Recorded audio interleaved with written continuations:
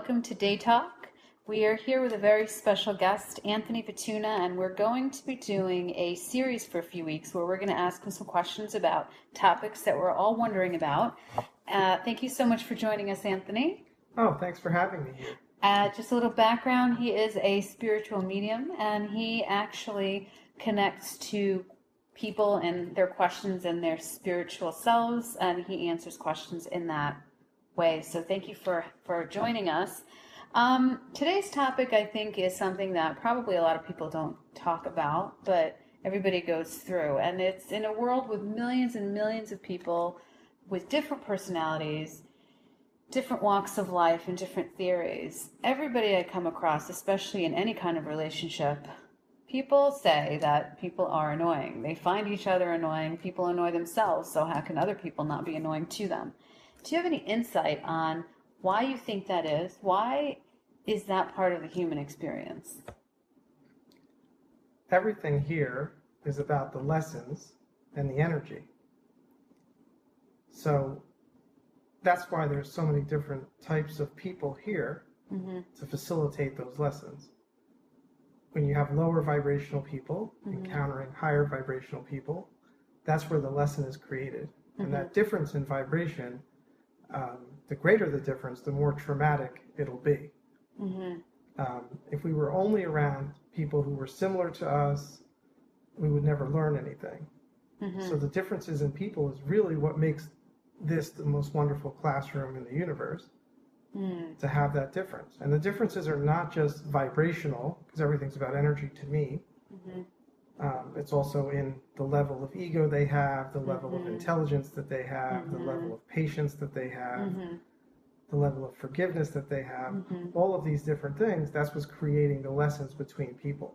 You do get to choose who you wish to have in your life and for how long. It could take courage to all of a sudden say, okay, I'm going to upend everything and move people from my life. So can I ask you, so in other words, is it just looking at things a little bit differently in terms of the context of let's talk about the easiest scenario, two people living together in a relationship. So most people think that if there are issues or things come up where people are what I call annoy each other or rub each other in a way that isn't ideal in the moment for them, are you saying that is actually a gift and a lesson, or is it with your higher vibration that you can avoid that, or should you not want to avoid it? Well, the issue, the fact of the matter is you cannot avoid encountering people who you may perceive to be annoying. They exist. You are going to encounter them. It depends what your reaction to them is, where the key is. You don't always have to react, or you could decide, okay, I'm gonna react because I'm in a relationship with this person. If you are always practicing calm, compassionate communication, and both people are open to doing that, you can find a compromise that you both can live with. So, right. So the lesson is, it has been in my experience that that everybody will annoy each other sometimes, especially because we annoy ourselves. So are you saying that people just have to find a way to deal with it? That, I guess, is what I'm trying to get to. Is it that people have to learn how to deal with it through their own karmic lessons? Or is it that, because you said that you're always going to encounter people that annoy you, but I would argue that even two people that get along great will have some of that. Is that still the lesson? Yeah, it comes about acceptance and tolerance. How much can you tolerate? Somebody could be so annoying that there's no way for you to tolerate them being in your life. Sure. So disruptive. Sure. So inflexible. But if someone's willing to compromise and say, okay, I see what you're saying, that I may be a little bit annoying like that, I'll try to work on it. Then there's room to work with that. If somebody's willing to change, somebody's willing to work in that. So how do you know which part of it is your lesson and which part of it is their lesson, or is it? Well, I would urge people, before they start asking what's their lesson in it, that they should ask what the other person's lesson is. We always try to start with ourselves. Okay, what's my lesson in this? What is the lesson for the other person? Mm-hmm. Are they supposed to be more receptive? Are they supposed to be less aggressive? There's lessons in it for that, and each person is giving the other an opportunity. Mm-hmm. That's when two people are in a relationship, or even two friends, siblings, whoever it is, you're giving the other person an opportunity for a lesson. And the annoying person is actually giving that opportunity to the other person, who may feel that they're right, to either accept them, reject them, understand them, work with them.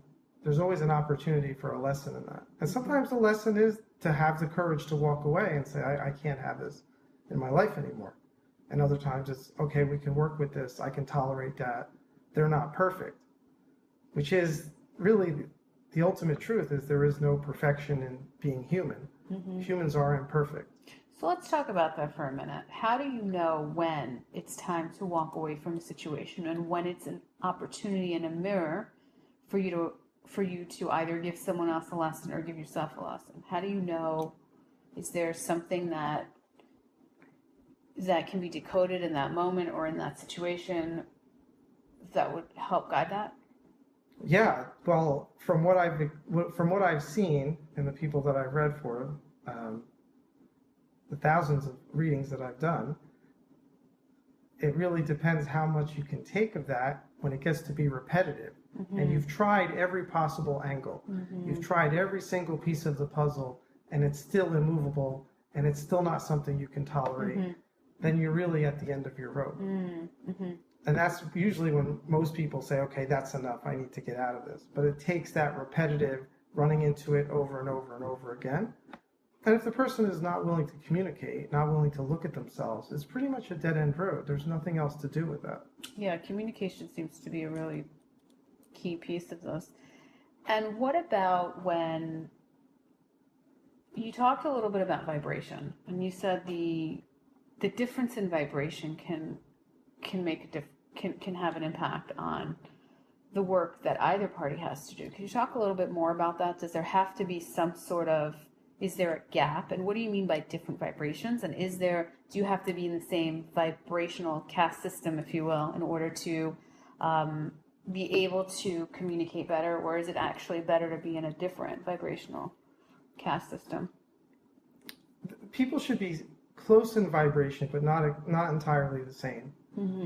Otherwise, you're getting into a situation where one person is of a higher vibration, the other one is of a lower vibration, and you're spending all your time basically healing them. They're feeding off of you. They're being lifted up, but you're being brought down. Vibrational energy will always find an equilibrium. When two vibrational energies collide, they find whatever the balance is. And most likely the higher vibrational person will be brought down by the lower vibrational one, unless it's in close proximity, or they're neutral. Some people are vibrationally neutral. They won't bring the other person down at all. How can you decipher that kind of information? Like, how do you know? Well, this becomes about whether you can feel the energy of another person or not. I can feel the energy. Many people are feeling it, but they're not aware that that's what it is. They can tell that someone who seems negative, or they seem like they're dark, or however people label them. So is that something that, and I know you do a lot of readings for people individually, and perhaps as a couple as well, and I know people can ask you about their significant other. Is that something that you could do readings about for people? Like, could you ask them, can somebody come to you and say, well, I'm with somebody, how is our vibration compatible with one another? That comes up all the time, and many times Spirit will say that they're just not vibrationally compatible. And there's no way they're going to become vibrationally compatible.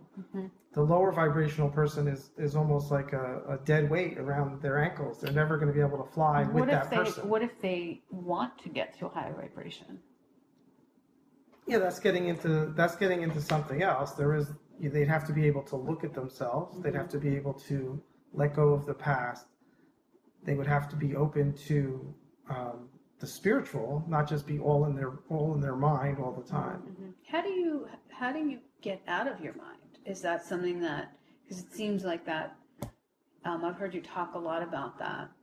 How do you get out of your mind while working on the compatibility or the lessons that Well, you have to learn? in the context of a relationship, if you can get out of the way to get out of your mind is to be the observer instead of always reacting to everything. If you could really step back and observe the person and you really observe yourself. But when you're in reaction mode, you're in your head. You're figuring out how to respond to somebody. Do you think it's possible, you talked about communication being a key component for two people too, assuming that they're vibrationally compatible or have potential vibrationally. Is that something that the communication piece, do you think that, how important is that? You talked a lot about that. And what does that mean in the moments when you really feel frustrated as a human being and you're not, because we all get that way, even those of us who strive to be on a higher vibration, or some people who think they're awake, and you see that as well. So can you talk a little bit about that from your perspective? Well, people will not want to be uncomfortable in those situations. So they'd rather not talk about it. They'll shut down, they'll walk away, they'll go quiet. And that's where it gets dangerous, if they're not willing to talk it through and be uncomfortable through those moments. And to be able to say what you need to say and allow the other person to be their true self, which they're going to have needs, they're going to have wants. And when they come around to expressing them, what is your reaction? Is it an automatic no? Or are you willing to look at it? Is there any room to work? And some people are so set in their ways, there's no room for that. So how do you do that on your own? I mean, one of the things I started out saying is that everyone's annoying to some degree. So if we're annoying to ourselves, we're by ourselves, we're annoying ourselves. How do you, in that moment, because when you have somebody else, you could say, hey, I need to communicate with you right now. Do you have clients that call you and say, I'm really annoying myself right now? What do I do? Yeah, I would say the first thing that they should do is to forgive themselves. Be forgiving of yourself, that you're imperfect and that you're human and that your mind is using every excuse it can to be doubtful, to be afraid, to be freaked out, to be anxious. These are the tools that the mind uses to keep you from peace. Do you think is that at the heart of everything, not accepting yourself? That's not at the heart of everything, but if you were annoyed with yourself, you're not accepting yourself. At the heart of being annoyed. You're not at the heart of being annoyed with yourself. I don't think that's with everyone else. Although you could forgive them and you could accept them, it would go a long way in not being as annoyed with them. Do you think that when other people frustrate us, or as I've been saying, annoy us, is it because there's a part of ourselves that we don't want to look at, or that we don't want to become? What do you think? Is it the same kind of principle? No, I don't think that everyone around us isn't always a reflection of ourselves. Sometimes they're just people who happen to be in the proximity. They may be involved in your lessons, and they're annoying. So how do you know if somebody is a lesson or a mirror for yourself, and when it's just somebody that's coming across your path that shouldn't be there? Because isn't that, I mean, you're saying be uncomfortable. Yeah, I think that's tricky, and it takes that exploration. It takes you to communicate with them and play it out, unfortunately. Is that something else that people come to you with? Yeah, the people will ask if someone is vibrationally compatible. Is this a lesson for me? Is this someone I'm supposed to have in my life and work through that lesson? Or am I supposed to walk away?